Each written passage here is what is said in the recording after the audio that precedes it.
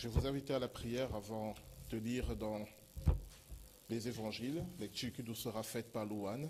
Nous lirons tout à l'heure dans l'évangile de Jean au chapitre 13, les versets 1 à 17. Donc Jean chapitre 13, les versets 1 à 17, mais avant de lire, nous prions pour que la parole qui va être proclamée, le message qui va suivre, devienne pour chacun de nous parole de vie. Dieu notre Père, ta parole est la vérité. Sanctifie-nous par la vérité. Nous demandons ton aide, Seigneur, toi qui as inspiré les auteurs de ces lignes, pour qu'elles deviennent pour nous paroles de vie, pour que chacune des personnes ici présentes et ceux qui vivent ce culte en communion avec nous en ligne et ceux qui l'écouteront plus tard, puissent à travers, Seigneur, cette parole et le message, entendre ta voix, comprendre ta volonté et la mettre en pratique. Père, nous savons que tu agis déjà et par avance nous te disons merci. Au nom de Jésus-Christ. Amen. Donc je vais inviter Louane à venir nous lire Jean chapitre 13, les versets 1 à 17.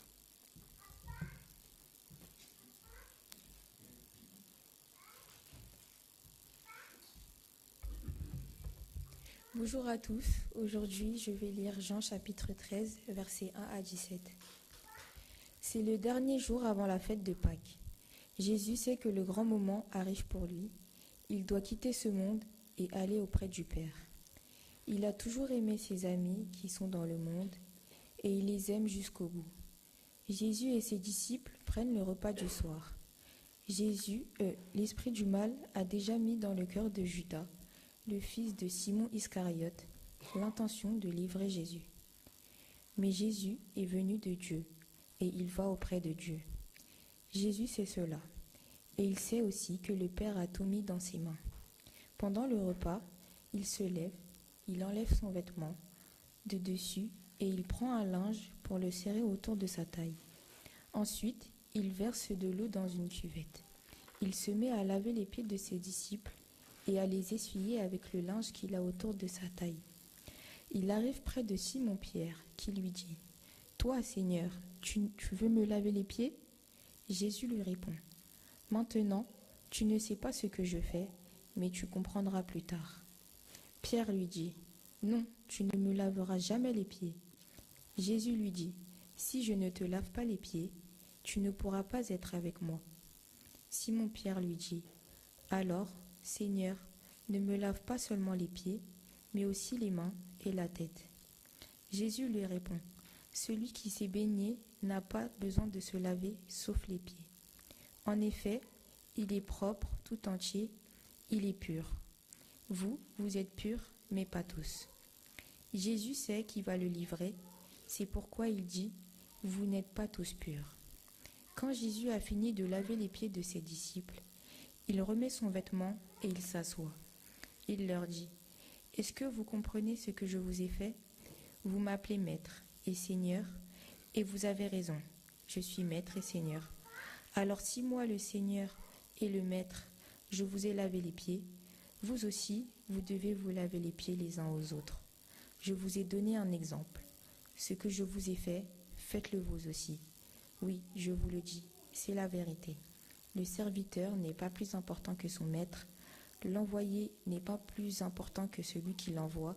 Maintenant, vous savez tout cela, vous serez heureux si vous le faites. Amen.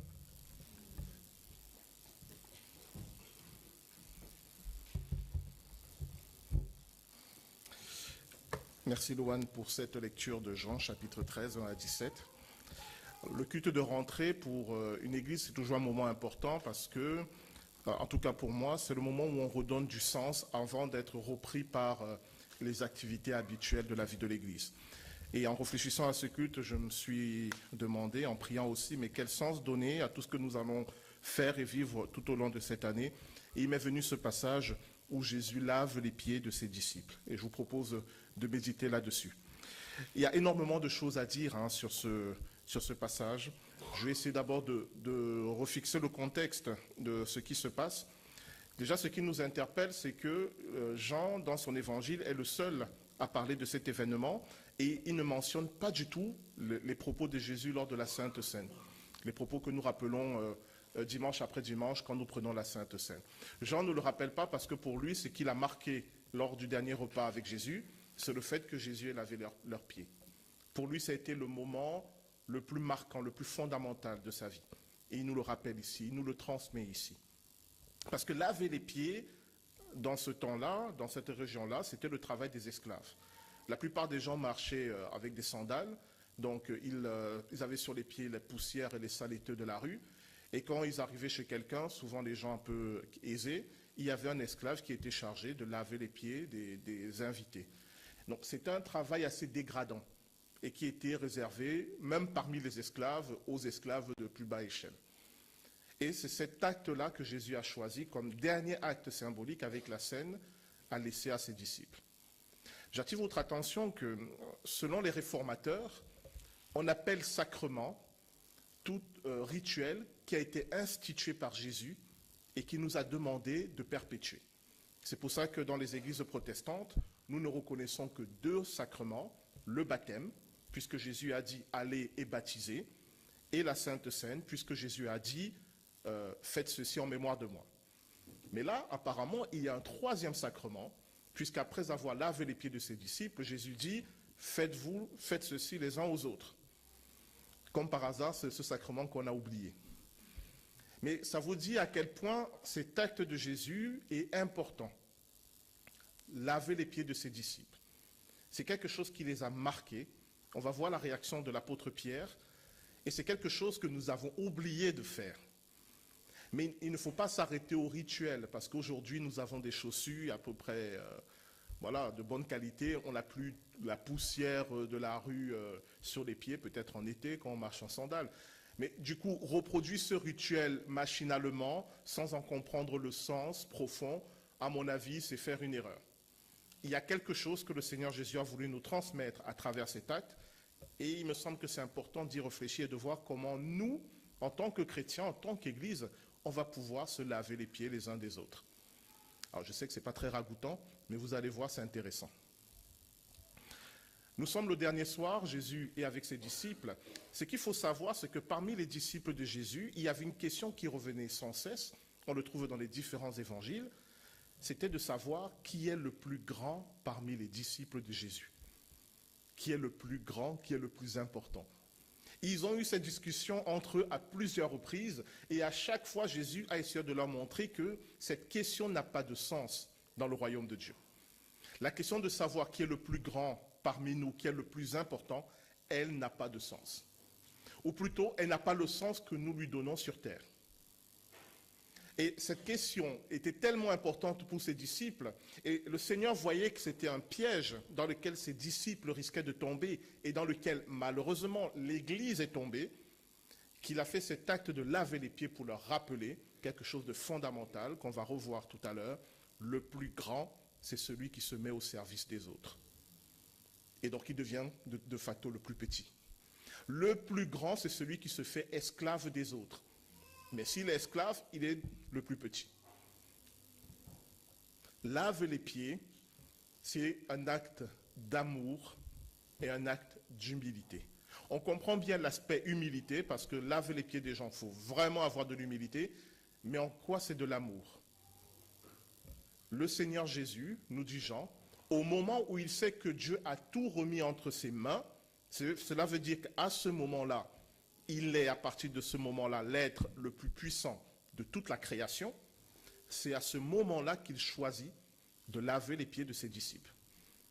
C'est au moment où il a les pleins pouvoirs, parce que lorsqu'il va aller à la croix, c'est en tant qu'homme et Dieu, c'est au moment où il est cet être humain qui est également Dieu, qui va choisir de faire l'acte le plus humble de toute sa vie, laver les pieds de ses disciples.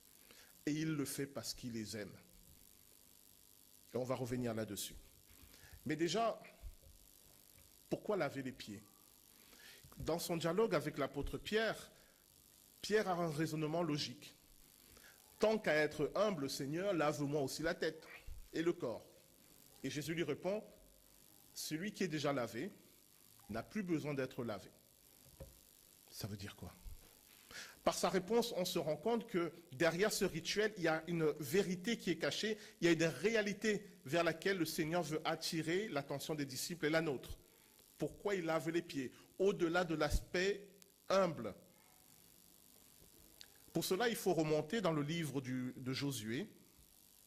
Je vais vous lire Josué chapitre 1, les versets 2 à 3. Après la mort de Moïse, serviteur de l'Éternel, l'Éternel dit à Josué, fils de Nun, serviteur de Moïse, « Moïse, mon serviteur, est mort. Maintenant, lève-toi, passe ce Jourdain, toi et tout ce peuple, pour entrer dans le pays que je donne aux enfants d'Israël. Tout lieu que la plante de ton pied foulera, je vous le donne, comme je l'ai dit à Moïse. Tout lieu que foulera la plante de votre pied, je vous le donne. » En Israël, symboliquement, les pieds représentaient notre capacité à entrer dans les promesses de Dieu. Les pieds représentaient la volonté de l'être humain qui Acquiert les bénédictions de Dieu. Les pieds représentaient les démarches humaines pour entrer dans ce que Dieu nous a promis. Quand on revient à ce que Dieu dit à Josué, tout lieu que la plante de votre pied foulera, je vous le donne. Ça veut dire que plus vous allez marcher dans la terre promise, plus vous allez acquérir de la terre. Et c'est pour ça qu'on a découvert que les premiers lieux de prière des Hébreux avaient la forme d'un pied. Parce qu'ils avaient bien compris que le pied représentait leur capacité, leur volonté, leur foi pour entrer dans les bénédictions de Dieu. C'est ça que représentaient les pieds. Et il est certain que les Juifs de cette époque le savaient aussi. Et il est certain que c'est vers ça que le Seigneur Jésus voulait attirer leur attention. En lavant leurs pieds, il va purifier, il va laver, il va nettoyer leur capacité à entrer dans les bénédictions de Dieu et aussi à faire la volonté de Dieu. Parce qu'il a remarqué que ses disciples ont plein de bonnes intentions, ils sont pleins de bonne volonté, mais parfois ils font un peu n'importe quoi en croyant servir le Seigneur. Donc ce qui doit être purifié, c'est leur intention, leur volonté, leur capacité, non seulement à acquérir les bénédictions de Dieu, mais aussi à servir le Seigneur. Vous me suivez? C'est ça que représentent les pieds. Et c'est pour ça que le Seigneur Jésus dit à l'apôtre Pierre, celui qui est déjà lavé, c'est-à-dire celui qui est déjà converti, puisque la notion d'être lavé, c'est le baptême, celui qui est déjà converti, celui à qui Dieu a déjà pardonné ses péchés, qu'est-ce qu'il lui reste à faire? Il lui reste chaque jour à purifier son service envers Dieu, à nettoyer, à sanctifier sa manière dont il sert le Seigneur. Et moi, ça m'interpelle pour nous tous. Je pense que la plupart d'entre nous ici, nous voulons faire la volonté de Dieu. Nous voulons le servir. Mais parfois, nous le faisons pas de la bonne manière, pas de la manière qui honore Dieu. Et cet acte que Jésus fait envers ses disciples, c'est ça qui leur rappelle. Il ne suffit pas simplement de servir Dieu. Il s'agit aussi de servir Dieu selon sa volonté. Et laver les pieds de ses disciples, c'est les aider à servir Dieu d'une manière qui l'honore. Et c'est pour ça qu'il dit à l'apôtre Pierre, si je ne te lave pas les pieds, tu n'auras aucune part avec moi. Mais je ne vais pas développer ce sujet. Mais vous le savez qu'il y a des églises où des gens détruisent des vies, où des gens déshonorent le Seigneur, et parfois en pensant faire la volonté de Dieu.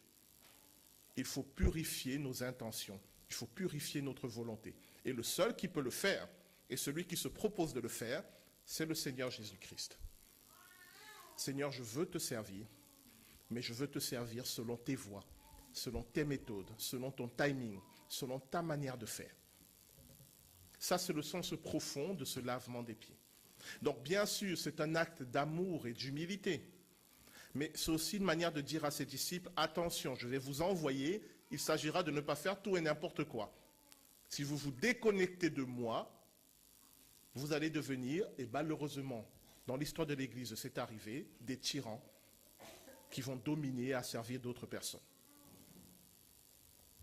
Mais, et c'est là que ça devient intéressant, le Seigneur Jésus-Christ dit qu'il a fait cela pour les disciples. Il se le propose de le faire aussi pour nous, mais il nous demande de le faire les uns envers les autres, de nous laver les pieds les uns envers les autres. Donc, encore une fois, je peux prendre aujourd'hui une bassine et venir vous laver les pieds à tous, Mais si je ne comprends pas le sens de cet acte, tout ce que j'ai fait, c'est reproduire un rituel qui est vide de sens. La réalité de se laver les pieds les uns les autres, cela veut dire que je dois aider Mireille, Françoise, Rebecca, Pierre-Laurent à entrer dans les bénédictions de Dieu pour eux. Vous me suivez? Je dois aider mon frère et ma sœur en Christ à entrer dans les promesses que Dieu a pour elles, à entrer dans les bénédictions que Dieu a pour lui. C'est ça, véritablement, se laver les pieds. Et c'est ça la vraie question qui nous est posée. Et la question sous-jacente, est-ce que je veux vraiment que mon frère et ma sœur en Christ entrent dans les bénédictions que Dieu a prévues pour lui et pour elle? Est-ce qu'au fond de moi, je le veux vraiment? Moi, je veux bien pour moi entrer dans les bénédictions que Dieu a prévues pour moi. Mais est-ce que je le veux pour les autres? Là, je vais être un peu méchant. Est-ce que je suis prêt à ce que mon frère et ma sœur en Christ soient bénis et moi, je ne sois pas béni? Est-ce que je suis prêt à ce que mon frère et ma sœur en Christ soient élevés et que moi, je ne suis pas élevé? Est-ce que je suis prêt à ce que mon frère et ma sœur en Christ réussissent dans ses projets selon la volonté de Dieu et pour moi, il ne se passe rien? Est-ce que dans ces conditions, je me réjouirai encore? Parce que malheureusement, nous sommes prompts à nous réjouir du bonheur des autres si nous-mêmes aussi nous sommes heureux. On dit, ah, tu es heureux, je suis heureux, kiffons ensemble. Mais si l'autre est heureux, et moi, mes rêves, mes projets, ils ne sont pas là, je ne les vois pas, est-ce que je suis capable de me réjouir? Je vous rappelle que Jésus lave les pieds de ses disciples la veille de son arrestation, de sa crucifixion. Et il sait ce qu'il attend. Il sait qu'il va souffrir. Mais il se réjouit de ce que, à travers sa souffrance, ses disciples et des milliards d'êtres humains vont être sauvés. Il ne regarde pas au malheur qui l'attend, il regarde au bonheur que ça produira. C'est ça, se laver les pieds les uns les autres. Être en capacité de nous réjouir du bonheur qui arrive à l'autre, peu importe si moi aussi je suis heureux ou malheureux. Dieu t'a béni, Dieu te donne de la joie, alors je me réjouis pour toi. Et je me réjouis sincèrement, parce que je suis heureux de te voir épanoui dans ta relation avec Dieu. Bon, si vous êtes un peu honnête, en tout cas, moi je suis honnête, c'est très difficile pour moi. Se laver les pieds les uns les autres, c'est compliqué. Très compliqué. Parce que quand nous prions, nous demandons en priorité à Dieu mon bonheur. Seigneur, je veux mes rêves, mes projets, mon succès, mais tout ce que vous voulez. Moi. Et le Seigneur dit non. Non. Apprends d'abord à te réjouir du bonheur des autres.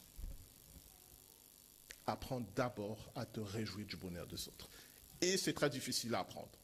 Et si vous êtes comme moi, il faut prier pour demander l'aide du Seigneur. Seigneur, j'ai du mal à me réjouir de voir les autres heureux alors que moi, je ne suis pas forcément heureux. Est-ce que vous avez déjà vécu ça dans votre vie? Moi, je l'ai déjà vécu. À un moment, j'étais dans des problèmes. Vous n'imaginez pas les problèmes. Et je sortais dans la rue, je voyais les gens marcher, rigoler, ils allaient au restaurant, ils vivaient leur vie. Et là, il y a un sentiment d'injustice de dire, mais pourquoi ils rigolent, pourquoi ils sont heureux? Est-ce qu'ils ne savent pas que moi j'ai des problèmes? Ils ne savent pas que ma vie va mal. Ils ne savent pas que moi, je n'arrive pas à rigoler. La nature humaine est curieuse. Au moment où je vivais ça, je savais tout ce que je viens de vous dire là, je le savais intellectuellement, mais dans mon cœur, il y avait cette résistance qui disait, mais Seigneur, pourquoi le monde n'est pas malheureux avec moi? C'est un peu bête, mais c'est une réaction humaine. Et c'est là qu'il faut mener le bon combat de dire, non Seigneur, je ne veux pas m'enfermer dans cette pensée. Je la rejette au nom de Jésus-Christ. Je veux me réjouir de les voir heureux. Parce que qu'ils deviennent malheureux ne va rien changer à ma vie. Vous comprenez? Ça ne va rien changer à ma vie que le reste du monde soit malheureux. Donc Seigneur, tant mieux s'il y a des gens heureux. Je les bénis au nom de Jésus-Christ qui sont même encore plus heureux. Mais c'est un combat. C'est un vrai combat. Et c'est ça, laver les pieds des autres. C'est véritablement ça. Et c'est ce que le Seigneur attend de nous. Ce n'est pas une option, ce n'est pas le truc pour les pasteurs qui veulent être des meilleurs chrétiens. C'est pour chaque chrétien. Chaque chrétien. C'est les combats que nous devons mener. Et si c'est difficile, on prie, on persévère, jusqu'au jour où ton frère ou ta soeur vient te dire « Ah, Dieu m'a béni, Dieu m'a donné ceci. » Et toi, c'est la chose que toi aussi tu attends, mais tu n'as rien. Et tu peux le regarder et dire « Je suis vraiment content pour toi. » Mais d'un cœur sincère, tu es vraiment heureux. Le jour où tu es devenu comme ça, alors là, oui, tu es devenu un peu plus un enfant de Dieu. Voilà le vrai combat de la foi. Alors pourquoi le Seigneur Jésus transmet ça à ses disciples? Parce qu'il se posait la question, et je vais terminer par là, qui est le plus grand parmi nous? Je vous pose la question, qui est le plus grand parmi nous? Est-ce que c'est moi? Parce que dimanche après dimanche, je suis là devant vous avec ce merveilleux vêtement et je vous enseigne. Vous n'avez pas dit oui. C'est pas que je voulais que vous disiez oui, mais bon, ça ne m'aurait pas déplu. Bon, on réglera ça plus tard. Qui est le plus grand? Le plus grand, c'est celui qui aide les autres à s'élever et qui se réjouit de leur élévation. Peu importe qu'il soit pasteur, conseiller presbytéral, ça n'a aucune valeur dans le royaume de Dieu. Nos titres ici sur terre ne représentent rien dans le royaume de Dieu. Quand je serai devant Dieu, on ne va pas me demander, tu as été pasteur, les pasteurs vont là. Non. Qu'est-ce que tu as fait pour que tes frères et tes sœurs puissent être épanouis dans leur relation avec moi, puissent entrer dans mes promesses, dans mes bénédictions? Qu'est-ce que tu as fait? À quel moment t'es-tu réjoui sincèrement de les voir s'élever? Et pour ceux qui disent, mais moi je ne peux pas prêcher par exemple, vous pouvez prier. Quand as-tu prié pour que ton frère et ta sœur soient bénis? Nous prions beaucoup pour nous-mêmes, pour nos soucis, pour nos problèmes. Mon conseil, commencez vos prières en priant pour les autres. Et vous allez vous rendre compte que Dieu va vous exaucer même sur ce que vous ne lui avez pas demandé. Parce que si vous vous souciez vraiment du bonheur des autres, Dieu va se soucier de votre bonheur. Ça va devenir sa priorité. Si vous vous souciez vraiment de voir les autres élevés, Dieu va vous élever. Si vous vous souciez vraiment de voir les autres entrer dans les bénédictions que Dieu a prévues pour eux, Dieu va vous faire entrer dans les bénédictions qu'il a prévues pour vous. Et vous n'aurez même pas besoin de prier. Les bénédictions de Dieu vont vous poursuivre. Vous savez, les bénédictions avec les radars, il est où Guy Bertrand, on le cherche. Et puis elle débarque dans ta vie, il t'arrive que des trucs formidables, tu dis, je ne sais pas d'où ça vient. Mais ça vient de Dieu qui a vu que, puisque tu avais à cœur le bonheur des autres, lui, il a à cœur ton bonheur. C'est pas facile. Mais ça vaut le coup d'entrer dans ce style de vie, dans ce mode de vie. Priez pour les autres, bénissez les autres. Et quand vous pouvez aider les autres, pas à faire tout et n'importe quoi, mais à entrer dans les promesses de Dieu, dans les bénédictions de Dieu. Et si vous ne savez pas comment faire, demandez à Dieu, c'est tellement simple. Seigneur, comment puis-je aider Mireille à entrer dans les bénédictions que tu as prévues pour elle? En quoi cette prière est difficile? Et après, il faut que je sois disposé à agir. Il ne s'agit pas simplement de prier et puis de passer à autre chose. Il faut que je sois disposé à agir quand le Seigneur me montrera ce que je peux faire. C'est la réalité de l'Église, chers amis. Et c'est un sacrement. Le Seigneur l'a fait et nous a demandé de continuer à le faire. Ce n'est pas une option, ce n'est pas un à côté, c'est le cœur de la vie chrétienne. Ce n'est pas facile, c'est pour cela que nous devons prier jour après jour pour être dans cet état d'esprit. Et ceux qui accepteront de mener ce bon combat de la foi, ceux-là seront véritablement les enfants de Dieu. Parce que Dieu, il est comme ça. Il se réjouit De nous voir élevés, heureux, entrer dans ses bénédictions. Et il veut que nous lui ressemblions. Je redis, si vous trouvez que c'est difficile, demandez-lui son aide. C'est lui qui est capable de changer votre caractère, votre manière de penser, votre manière d'agir. C'est pour ça qu'à la fin, on n'aura aucune excuse.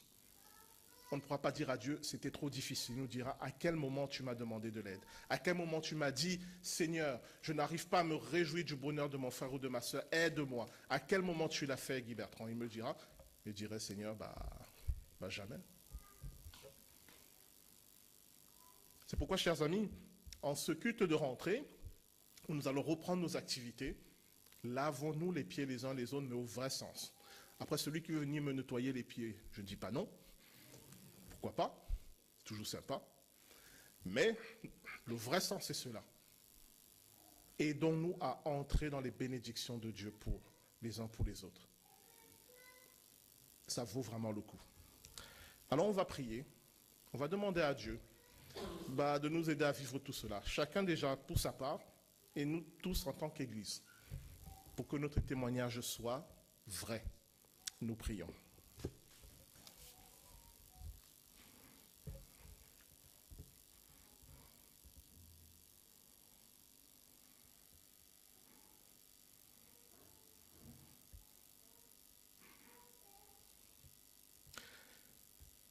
Seigneur Jésus, tu nous as dit, c'est à l'amour que vous aurez les uns pour les autres que le monde reconnaîtra que vous êtes mes disciples. C'est tellement difficile, Seigneur, de nous aimer, mais de nous aimer au sens biblique du terme. C'est tellement difficile, Seigneur, d'avoir l'humilité de se mettre au service des autres. C'est tellement difficile, Seigneur, de nous réjouir, de voir le bonheur des autres, particulièrement quand nous-mêmes, nous ne sommes pas heureux. C'est tellement difficile, Seigneur, d'accomplir ce que tu attends de nous. Humblement ce matin, chacun pour sa part en tant que chrétien et tous ensemble en tant qu'Église, nous implorons ton secours et ton aide pour que nous puissions vraiment nous laver les pieds les uns les autres.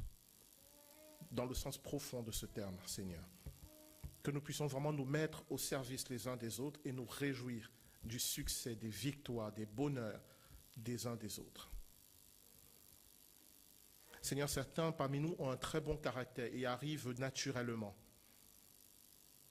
Mais quand même, pour tous, c'est difficile quand on est dans le malheur, dans les problèmes, dans les soucis. C'est difficile de nous réjouir de voir les autres heureux. Aide-nous même dans cette situation, Seigneur. Que notre joie soit sans hypocrisie, sans envie. Fais taire parmi nous, Seigneur, les paroles d'amertume, d'accusation, de dénigrement. Tout ce qui contribue à rabaisser l'autre, à détruire son bonheur et sa joie. Nous ne voulons pas vivre ces choses. Nous voulons, Seigneur, que notre Église soit un sanctuaire. Et non seulement notre Église, nos vies aussi, nos lieux d'habitation, nos lieux de travail. Nous voulons que ce soit des sanctuaires, des lieux de bénédiction, des lieux d'amour, de paix et de joie. Et nous te demandons ton aide et ton secours pour que cela le soit véritablement. Seigneur, à vue humaine, cela semble impossible, mais nous savons que c'est possible. Et par avance, je te dis merci. Nous te disons merci. Parce que cette prière que nous venons de faire, c'est ta volonté pour nous. Et si c'est ta volonté pour nous, tu l'as déjà accomplie. Et on va en voir les fruits. Alors Père, merci de cette transformation que tu fais en chacun d'entre nous et dans notre Église. Merci parce que tu nous aides à être une bénédiction les uns pour les autres. Merci parce que grâce à toi, notre témoignage va être vrai et authentique. Nous te bénissons, Père, au nom de Jésus-Christ, notre Seigneur. Amen.